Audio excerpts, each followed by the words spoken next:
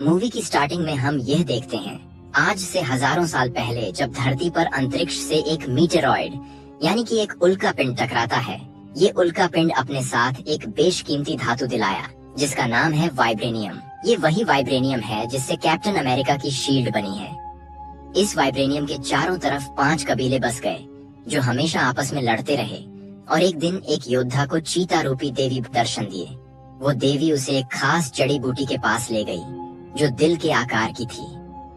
उस जड़ी बूटी को खाने के बाद उस योद्धा के अंदर सुपर ह्यूमन की पावर साइज जिंदगी को सही तरीके से जीने का ज्ञान भी, और इस तरह से वो सम्राट वकांडा का रक्षक बना। वो इस दुनिया का पहला ब्लैक पैंथर था।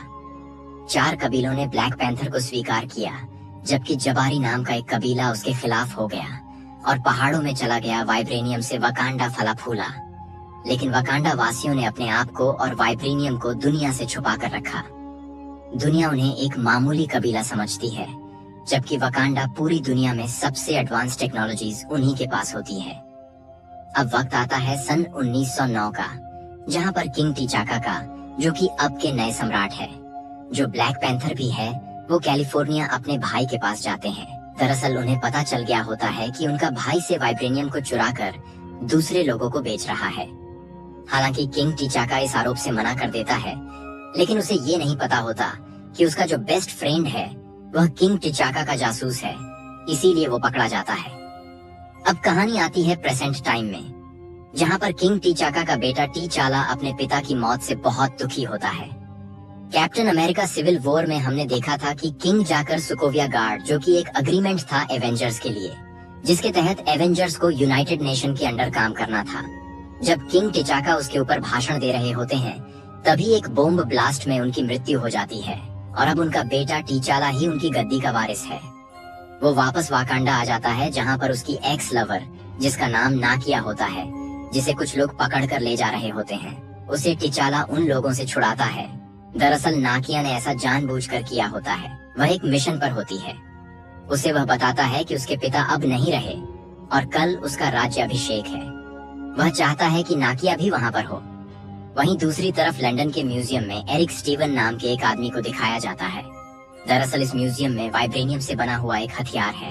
ये यहाँ पर इस हथियार को चुराने के लिए आए हैं। एरिक के साथ यूलिसिस नाम का एक आदमी भी होता है, जो पहले भी एरिक के पिता के साथ आज से कई साल पहले वाइब्रेनियम की स्मगलिंग कर चुका है। ये दोनों यहाँ से वाइब्रेनियम के उस हथियार को चुरा लेते हैं। वहीं दूसरी तरफ वकांडा में दिखाया जाता है, जहां पर कुछ पुराने रीति रिवाज है, जिनके मुताबिक टचाला के अंदर से ब्लैक पैंथर की शक्तियों को वापस ले लिया जाता है। अब वो एक आम इंसान है और यहाँ पर जो दूसरे कबीले आए हैं, उनमें से कोई भी राजकुमार के टिचाला को युद्ध के लिए चैलेंज कर सकता है। जो भी इस युद्ध में जीतेगा वही वकांडा का राजा बनेगा।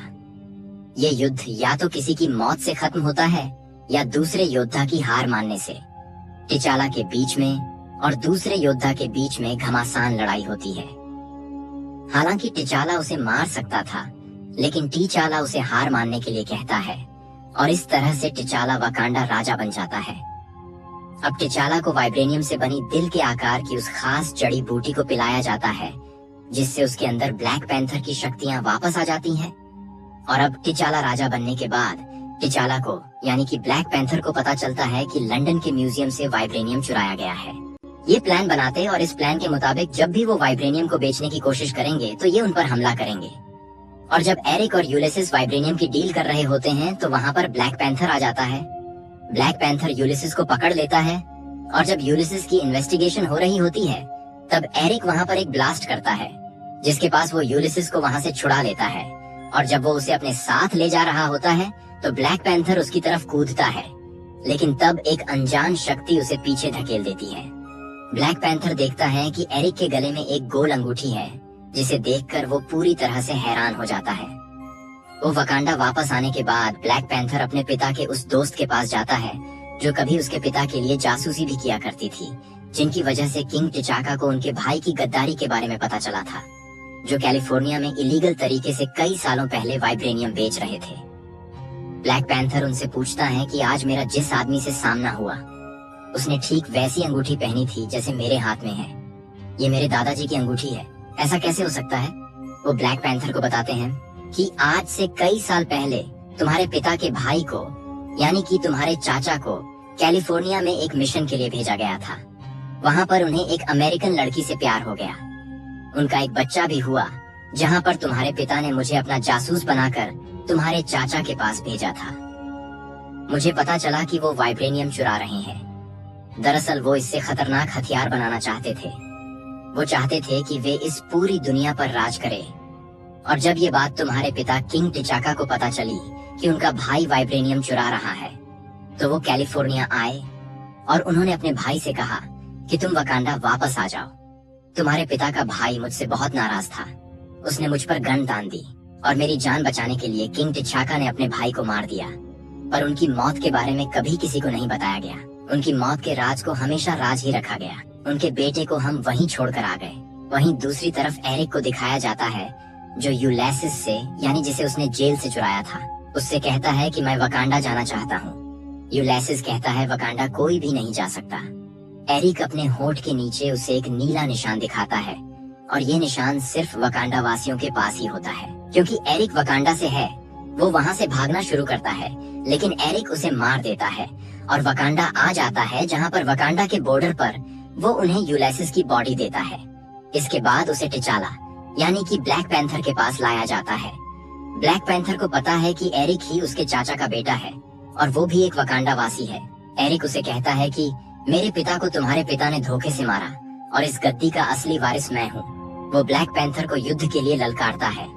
वाकंडा के रिवाजों के अनुसार जो भी इस युद्ध में जीतेगा वही वाकंडा का राजा होगा। अब युद्ध से पहले किंग टिचाला के अंदर से ब्लैक पैंथर की शक्तियां को निकाल दिया जाता है। इसके बाद एरिक टिचाला के बीच में घमासान होता है। इस युद्ध में एरिक की जीत होती है। वो टिचाला को बहुत बुरी तरह से जख्मी कर देता है और उसे झरने से नीचे फेंक देता है और इस तरह से ना चाहते हुए भी एरिक को वकांडा का नया राजा बनाना पड़ता है। इसके बाद उसे दिल के आकार की वो जड़ी बूटी जो वाइब्रेनियम से बनती है वह पिलाई जाती है, जिसके बाद उसके अंदर ब्लैक पैंथर की शक्तियां आ जाती हैं। एरिक कहता है यहाँ पर जितनी भी बाकी जड़ी बूटियां हैं उन सब को जला दो, ताकि उसके बाद किसी के भी अंदर ब्लैक पैंथर की शक्तियां न आए। लेकिन नकाई, जिससे टिचाला प्यार किया करता था, जो कि टिचाला की जासूस भी है, वह एक जड़ी बूटी चुरा लेती है और इसके बाद नाकाई टिचाला की मोम, बहन और CIA का एक मेंबर, जिसका नाम एवरेट है, जिसका इलाज करने के लिए उसे वकांडा लाया गया था, ये सब के सब राजमहल से निकल जाते हैं। वही एरिक को दिखाया जाता है जो ये फैसला करता है कि वकांडा के जासूस जो पूरी दुनिया में पहले से फैले हुए हैं, उन सबको आधुनिक हथियार भेजे जाएं। अब हम पूरी दुनिया पर अपना राज करेंगे और साथ ही वाइब्रेनियम से और भी खतरनाक हथियार बनाएंगे। टिचाला की मोम, बहन निकाई और CIA का एजेंट एवरेट, ये सब की सब एक पहाड़ी कबीले तक पहुंचते हैं, जहां पर ये उनसे मदद मांगते हैं। लेकिन यहाँ पर कबीले का सरदार उन्हें बताता है, हमारे आदमी को टिचाका की बॉडी नदी के किनारे मिली। वो अभी जिंदा है पर कोमा में है और ये सब के सब टिचाका के पास जाते हैं। नकाई के पास वाइब्रेनियम जड़ी बूटी का वो फूल होता है जिसे वो राजमहल से लेकर आई थी। ये आखिरी बचा हुआ फूल है। टिचाका की मोम इससे एक सीरम बनाती है और अपने बेटे टिचाका को पिलाती है, जिससे टिचाका अपने पूर्वजों की दुनिया में चला जाता है, जहाँ पर वो अपने पिता किंग टिचाला से मिलता है। इस जगह वह अपने पिता से नाराज होता है। वो कहता है कि तुम्हें अपने भाई के बेटे को वहाँ पर अकेला छोड़कर नहीं आना चाहिए था, बल्कि उसे अपने साथ लेकर आना चाहिए था। उसके पिता कहते हैं कि मैंने अपने लोगों को चुना। टिचाका कहता है कि आपने गलती की और आज जो कुछ भी हो रहा है इसकी जिम्मेदार हम ही है और अब मुझे सब कुछ ठीक करना होगा। मुझे वकांडा को बचाना होगा। और इसके अगले पल वो होश में आ जाता है। टिचाका के अंदर एक बार फिर से ब्लैक पैंथर की शक्ति आ चुकी है, इसलिए वह फैसला करता है कि वो एरिक का सामना करेगा। एरिक के अंदर भी ब्लैक पैंथर की शक्तियां हैं टिचाका की। जिस कबीले ने जान बचाई होती है वो भी उसका साथ देता है और ये सब के सब अब एरिक से बदला लेने के लिए पहुंच जाते हैं। यहाँ पर एरिक की जो जनरल होती है, जो पहले टिचाका की जनरल थी, वो बहुत ही शक्तिशाली है। वो टिचाका के साथ आ जाती है और अब टिचाका की आर्मी और एरिक की आर्मी के बीच में युद्ध होता है और अब इन दोनों के पास ब्लैक पैंथर की शक्तियां हैं, साथ ही वाइब्रेनियम से बना हुआ बहुत ही शक्तिशाली सूट भी है। ये एक दूसरे से लड़ते हैं। इन दोनों के बीच में खतरनाक लड़ाई होती है, पर इस बार टिचाका वाइब्रेनियम से बने हुए एक चाकू को एरिक के शरीर के आर पार कर देता है। एरिक अब मर रहा होता है। वो कहता है कि मेरे बाबा हमेशा कहते थे कि वकांडा से खूबसूरत कुछ भी नहीं है। टिचाला एरिक को उसी झरने के पास ले जाता है, जिस झरने के पास पिछली बार एरिक ने टिचाका को हराया था, कि अगर तुम चाहो तो हम तुम्हें बचा सकते हैं। एरिक कहते हैं ताकि तुम मुझे पूरी जिंदगी काल कोठरी में रखो, इससे अच्छा मैं यहाँ पर मरना पसंद करूंगा।